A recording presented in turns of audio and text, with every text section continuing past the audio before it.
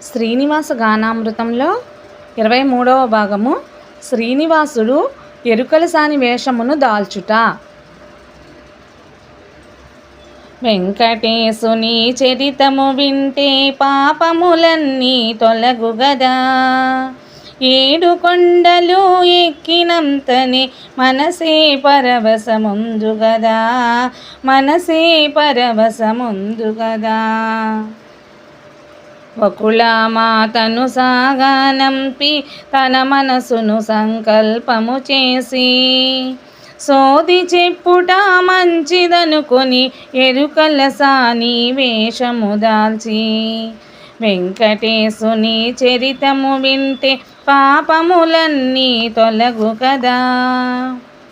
చంగావి రంగు చీరను కట్టి చక్కని చుక్కల రవికను తొడిగి నల్లని కురులను కొప్పుగా చుట్టి కొప్పు నిండా పూలను తురిమి వెంకటేశుని చరితము వింటే పాపములన్నీ తొలగు కదా.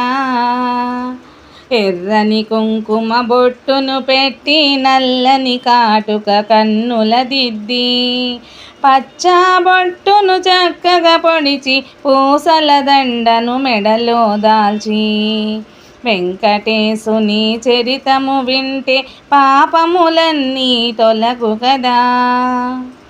రంగుల గాజులు చేతికి తొడిగి గల్లు కడియాళ్ళు కాళ్లకు పెట్టి మెదుర బుట్టను చంకను పెట్టి చిన్ని కర్రను చేతను పట్టి వెంకటేశుని చరితము వింటే పాపములన్నీ తొలగు కదా.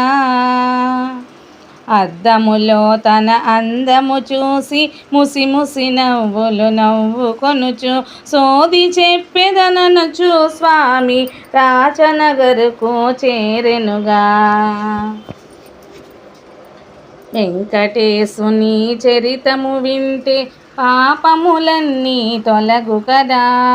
7 కొండలు ఎక్కినంతనే మనసే పరవశముందుగదా, మనసే పరవశ